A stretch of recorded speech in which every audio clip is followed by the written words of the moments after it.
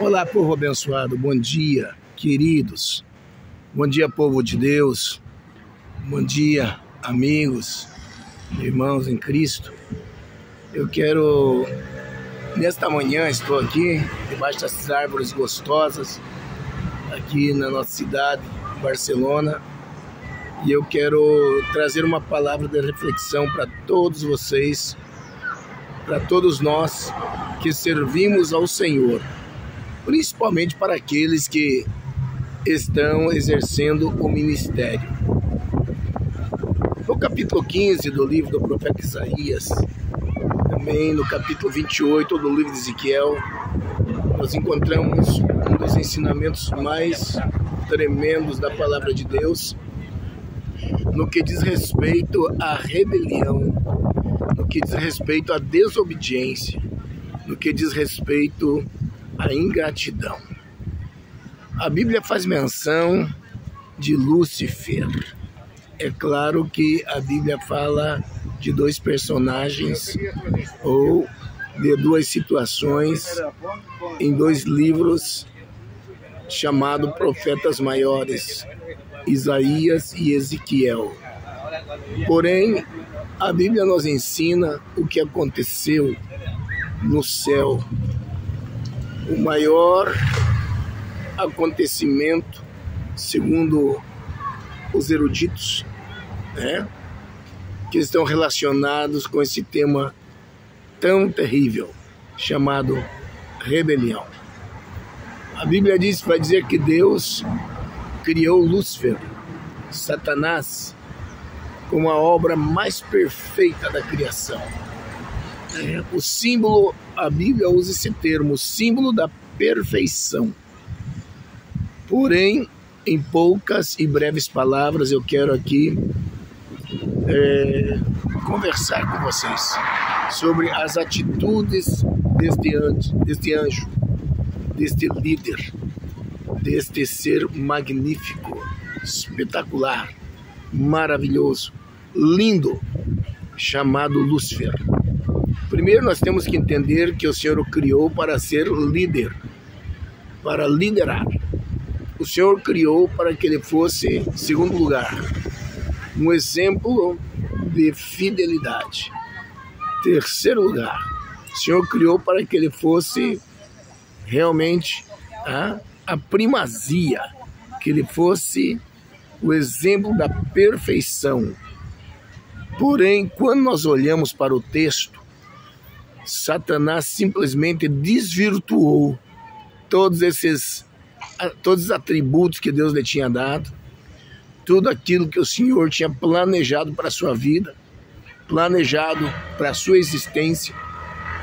Ele simplesmente perverteu, simplesmente ele jogou tudo isso por terra, simplesmente ele foi ingrato. E nós podemos mencionar pelo menos 5 coisas importantíssimas que ele cometeu, que você e eu não podemos cometer. O jogo que ele entrou, que nós não podemos entrar. A Bíblia vai dizer que o primeiro pecado que ele cometeu foi o pecado da soberba, da vaidade. Simplesmente ele deixou a soberba, a vaidade encher o seu coração. E sendo assim, ele achou que poderia ser melhor e maior do que o nosso grande e eterno Pai, nosso grande e eterno Deus. E é um perigo quando a soberba entra no coração de um obreiro, de um crente, de um homem. É um perigo quando a vaidade, nós damos lugar à vaidade. Porque quando nós achamos que somos alguma coisa, quando nós pensamos que nós temos capacidade, temos criatividade, temos táticas, temos coisas que poderão nos levar ao auge da nossa vida, das nossas atividades, sejam elas espirituais, ministeriais ou até mesmo curriculares, nós estamos incorrendo num grande perigo, E esse perigo pode nos levar à queda, à ruína, a um verdadeiro disparate, um desastre na nossa vida em todas as áreas. Segundo o pecado que Satanás realmente cometeu foi orgulhar-se de ser um anjo perfeito, tá? Dotado de grandes conhecimentos, qualidades, tá? de grande poderio, porque Deus havia lhe dado poder. Essa é a verdade. Ele era o líder das hostes angelicais. Em outras palavras, ele era o cara. Ele era o cara. E a Bíblia vai dizer então que o orgulho tomou conta dos corações. A Bíblia não diz isso, mas nós podemos ver, né? Pelo que nós lemos, entendemos e podemos perceber que ele deixou que o orgulho tomasse conta do seu coração. E quando o seu coração encheu de orgulho, Deus ficou de fora, tá? O Criador ficou de fora. E logo após o orgulho, infelizmente, ele foi atingido, contaminado por um terceiro grande pecado, erro imperdoável, que foi a presunção, o planejamento, tá? A premeditação do crime perfeito, tá? da ação perfeita. Ele achou que Deus não tinha conhecimento de todas as coisas. E já na eternidade, Deus já tinha os 3 atributos que ele, quem sabe, não tinha. Quem sabe não, ele não tinha. Porque apesar de ser um anjo inteligente, dotado de grandes qualidades, sabedoria, a beleza, tá? Mas o nosso Deus, ele já era na eternidade. Ele já tinha esses 3 atributos bíblicos, que é a onisciência, a onipresença e a onipotência. E Deus, na sua onisciência, Deus sabia tudo que Satanás estava planejando, estava tramando. E Deus já sabia que seu coração já havia decaído, já havia sido contaminado. Deus sabia que já não tinha mais volta. Porque existem pecados, existem situações que lamentavelmente não tem volta. Não tem mais o que fazer. Quando o coração do homem se orgulha, se enaltece, quando esse espírito demoníaco chamado prepotência, presunção, tá? Sede pelo poder, sede pela posição alheia, sede por aquilo que não é seu, sede por aquilo que ele não construiu, sede por aquilo que ele não fez, desejo e sede por aquilo que ele não tem condições, tá? De conduzir, não tem mais o que fazer. E o coração de Satanás se encheu de todas essas coisas. E então ele começou a premeditar uma maneira de tomar o trono de Deus. Olha onde chega a arrogância, olha onde chega o disparate, onde chega o orgulho, a arrogância, a vaidade, e sobretudo a presunção do coração humano. Salomão vai dizer em Provérbios que enganoso é o coração mais do que todas as coisas, tá? E perverso, quem o conhecerá? Também ele diz que sobre todas as coisas nós temos que guarda o teu coração, porque dele procedem as saídas da vida. O salmista Davi, ele escreve com muita propriedade dizendo: escondi a tua palavra no meu coração para eu não pecar contra ti. E nós precisamos ter muito cuidado, principalmente nós que estamos liderando, estamos no pastorado, estamos na mentoria, estamos à frente de uma obra, de uma igreja, de um ministério ou de alguma atividade importante no reino de Deus. Precisamos ter muito cuidado, porque Satanás é sutil e aproveita os momentos de fraqueza, os momentos de debilidade, os momentos de bobeira, como diz o povo, para colocar no nosso coração, na nossa cabeça, na nossa mente, que nós sabemos mais do que o nosso líder, que nós sabemos mais do que o nosso pastor, que nós sabemos mais do que a nossa esposa, do que o nosso marido, nós sabemos mais do que o fulano, ciclano, beltrano, nosso patrão. E muitas vezes, quando isso entra no nosso coração, junto com isso entra um pensamento terrível, tá? Um pensamento de altivez, grandeza, soberba, tipo, eu posso fazer, eu sei fazer melhor, eu sou o cara, eu sou a pessoa indicada para fazer isso, fazer aquilo, para exercer esta posição, para pastorear a igreja. O pastor já está velho, não tem condições, não tem capacidade, não tem criatividade, é devagar demais. O meu pastor não tem a cabeça que eu tenho, não tem a inteligência que eu tenho, a criatividade que eu tenho. Só que nós precisamos entender uma coisa: Deus dá cajado para quem Ele quer, não é para quem tem competência, para quem tem capacidade, para quem é bom, para quem é o cara, para quem tem 10 certificados, não. Para quem tem anel no dedo, não. Deus dá cajado para quem Ele quer. Se você está esperando, tenha consciência disso, que no momento oportuno, exato, Deus vai colocar o cajado nas tuas mãos, Deus vai colocar a vara nas tuas mãos, Deus vai te dar a oportunidade de você exercer a sua atividade sem pisar em ninguém e sem passar por cima de ninguém, que é o que nós estamos vendo nos nossos dias. As pessoas acham que pode fazer, não respeitam a história de ninguém, não respeitam os cabelos brancos de ninguém, não respeitam a identidade de ninguém, não respeitam o chamado de ninguém. Simplesmente eles querem tomar a frente, tomar as rédeas, dividir, tomar a igreja alheia, tá? E muitas vezes chegam sem nada. E nós recebemos, abraçamos, amamos, damos oportunidade, colocamos no púlpito, honramos, consagramos, enfim, né? E quando percebemos, estamos sendo traídos. Quando percebemos, simplesmente as pessoas estão tentando tramar contra a nossa vida, dividem o corpo de Cristo, machucam a igreja, semeiam falsas histórias, caluniam, inventam coisas, se unem a pessoas desagradáveis, pessoas malignas, pessoas diabólicas, para simplesmente exercer o seu poder, para simplesmente tomar o que não é seu, para simplesmente querer um lugar, um espaço, sem respeitar o tempo de Deus, o kairós de Deus. E a Bíblia diz que para tudo há um tempo, para tudo há um momento, para tudo há uma hora. Eclesiastes capítulo 3.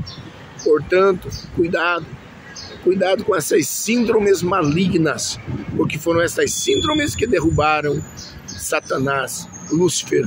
Foram essas síndromes que destruíram a sua vida e causaram uma tristeza no coração de Deus, divisão no céu. Tanto é verdade que a Bíblia diz que ele foi lançado no céu, junto com ele a terceira parte das hostes angelicais, anjos caídos, rebeliados, porque é incrível como as pessoas têm facilidade a se alinhar, facilidade a se deixar levar, facilidade por deixar-se seduzir, deixar-se enganar por falácias, falsos conceitos de humildade. Tem facilidade para simplesmente se alinhar a estas pessoas. São pessoas incautas, pessoas leigas, pessoas imaturas, pessoas que Paulo chama de neófitos espirituais, que vão atrás de conversa, de ladainha. As pessoas muitas vezes fazem uma cara de coitadinho, de coitadinha, muitas vezes fazem uma cara de injustiçados, de pessoas infelizmente machucadas, que foi machucado. Infelizmente usam tantos artifícios e atributos para dividir o corpo de Cristo. E algumas pessoas, por falta de conhecimento, falta de maturidade, falta de discernimento espiritual, um dom que se faz necessário hoje na igreja de Cristo, muitas vezes se deixam levar por estes desvios, por estas linhas ideológicas, por estes falsos obreiros, por estes falsos crentes, por estes lobos vestidos de ovelhas, que entram no meio do rebanho para causar uma tragédia, uma desgraça, um disparate, como aconteceu no céu com Lúcifer, como aconteceu no céu com Satanás. Entristeceu o coração de Deus, magoou o coração de Deus, foi ingrato com o próprio Deus, foi infiel com Deus, o Deus que ele criara, o Deus que ele pusera à frente de todos os exércitos celestiais, o Deus que lhe dera um nome, um Deus que havia lhe criado para ser realmente o símbolo da perfeição, tanto no céu como na terra. E esse elemento maldoso, maligno, chamado Lúcifer, simplesmente se levantou contra o próprio Deus. Ora, se isso aconteceu no céu, não vai acontecer aqui na terra conosco? no seio da igreja, entre os obreiros, no meio daqueles que querem a qualquer custo um cargo, querem a qualquer custo uma posição, querem a qualquer custo tomar um lugar que não é seu. É óbvio que vai acontecer. E nós precisamos estar preparados para lidar com essas situações. E mais que isso, nós precisamos estar preparados para tratar essas situações. Extirpar este cancro, esta gangrena, este câncer maligno que muitas vezes tenta se instalar no meio da igreja e tomar corpo, né, trazendo prejuízos irreparáveis para o corpo de Cristo. Agora, lamentavelmente, a conta chega. Lamentavelmente, tá? A justiça de Deus chega, lamentavelmente. A cobrança vem. Lamentavelmente, um dia Deus trata, um dia Deus age, um dia Deus toca na ferida, e aí não tem mais o que fazer. Não adianta pedir perdão, não adianta se humilhar, não adianta chorar, não adianta espernear, porque quando Deus trata, o tratamento de Deus é doído, é doloroso. Porque se existe uma coisa que Deus não aceita, é que nem eu e nem você toquemos na noiva do seu Filho querido, o Senhor Jesus Cristo, a igreja. Então, presta atenção muito no que você está fazendo, por onde você está andando, como você está agindo, como você tem procedido. Cuidado, porque você está correndo um perigo eminente de ser tratado com justiça. E Deus, a Bíblia diz que Deus não tolera a rebelião, tá? E quando nós olhamos para isso, né, além do orgulho, né, nós vemos Satanás cometer um quarto pecado gravíssimo. Tá? Ele simplesmente se fez de vítima, se fez do coitadinho, ou seja, ele simplesmente diz para os anjos: olha, Deus não me valoriza, Deus não tem projetos comigo. Deus, ele não. Eu acho que para mim não tem jeito. Eu vou viver a vida inteira sendo um líder de cortes angelicais. Eu vou viver a vida inteira sendo um súdito, sendo um subalterno, sendo um servo, sendo simplesmente um líder, nada mais que isso.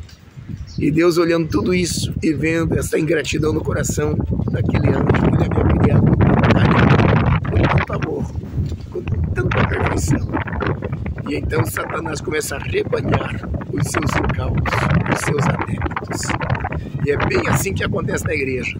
O pastor não me valoriza, o pastor não tem projetos comigo, o pastor não me promete nada, o pastor não me vê, o pastor não me olha, o pastor nunca me vai dar chance, oportunidades. Foi a mesma cena que aconteceu no céu com Lúcifer, né? E a Bíblia diz que então ele promove o quinto pecado, terrível, pior de todos, que foi a rebelião. Ele chegou para os anjos e disse assim: chegou o momento, chegou a hora que eu estava esperando, agora nós vamos dar um golpe de misericórdia, agora eu vou dominar, agora eu vou assumir o poder, o controle, agora eu vou ser o cara, agora eu vou ser simplesmente o próprio Deus. Aliás, mais que Deus, porque a Bíblia diz que ele quis pôr o seu trono acima do trono de Deus e quis estar acima do próprio Deus.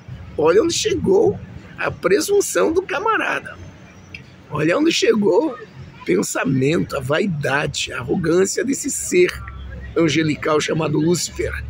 Eu vou estar acima de Deus, eu vou mais acima, vou fazer o meu trono num lugar de destaque. Mal sabia ele que não tem lugar acima de Deus. Mal sabia ele que acima de Deus não tem espaço para ninguém. Mal sabia ele que Deus é Deus de eternidade a eternidade. Mal sabia ele que estava cavando a sua cova, ele estava ditando a sua sentença, e ele simplesmente estava decretando a sua queda, né? O seu fim. E foi o que aconteceu. Ele cometeu esse grande pecado. Ele realmente rebelou-se contra Deus. rebelou-se contra Deus. Ele simplesmente, a ele se aderiram milhares de anjos, arcanjos, querubins, serafins, enfim, seres angelicais. A ele se uniram seres maravilhosos, que incautamente, quem sabe até inocentemente, ou por falta... Pastor, no céu não tinha esta palavra maturidade, não tinha esta palavra sensatez. Creio que sim. Até mesmo pela sua própria insensatez. Também pela sede de poder. E aqui fica uma dica. Quem sabe pelas promessas. Olha, quando eu assumir o poder e eu derrubar a Deus, e eu tomar o lugar de Deus, tem um lugarzinho para você no meu governo, no meu ministério. Você vai ser um dos líderes. Eu vou fazer vocês grandes. O nome de vocês vai voar. Vai ficar nos anais da história. Livros serão escritos sobre vocês. Vocês serão os caras. Vocês serão conhecidíssimos em toda a esfera humana, mundial, terrenal e universal. Promessas, promessas. Tem pessoas que fazem promessas que não podem cumprir. Não vá atrás de promessas de homens. Não apoie rebeliões. Não tenha adeptos. Não tenha lado, nem partido. Não tome dores de ninguém. Seja você mesmo autêntico. Busque a Deus. Peça a sua direção. Fica do lado do que é certo, correto. Seja humilde e espere o seu tempo. Porque no momento exato Deus te fará líder. No momento exato Deus te dará rebanho. No momento exato Deus te dará cajado. No momento exato Deus te dará igreja. No momento exato Deus te dará posição de destaque. E no momento exato Deus se encarregará. O próprio Deus se encarregará de te projetar, de te fazer conhecido e fazer o teu nome voar. E aí sim, neste dia, você vai poder dizer, como disse o salmista Davi: esperei com paciência, e o Senhor se inclinou para mim e ouviu o meu clamor. Se você está clamando porque você tem uma chamada, se você está clamando porque você tem uma visão ampla das coisas, se você está orando e clamando porque você acha que o tempo está demorando, acha que o seu pastor não te valoriza, o seu líder não te valoriza, o teu patrão não te valoriza, teu marido não te valoriza, a tua mulher não te valoriza, não vale a pena se desesperar e não vale a pena tomar decisões equivocadas. Espera só mais um pouquinho, porque a tua bênção está chegando, teu tempo está chegando, a tua bênção está chegando. Não entra nessa canoa furada que entrou Lúcifer, não entra nessa canoa furada que entrou Satanás, porque lamentavelmente a canoa dele afundou, naufragou, e junto com ele todos os que estavam com eles foram lançados fora do céu, foram jogados lá de cima, e hoje estão fazendo essa arruaça aqui na terra, essa bagunça aqui, perturbando a sua vida, a minha vida, e usando pessoas para tentar nos tocar, nos destruir, tocar no rebanho de Deus, na igreja de Deus. Mas eu tenho uma palavra para você, como sempre diz o meu pastor Wagner Gabi, meu pastor presidente lá em Curitiba: a vitória é nossa, pelo sangue de Jesus. Que Deus te abençoe. Bom dia, fique na paz do Senhor e não se esqueça, o teu tempo chegará.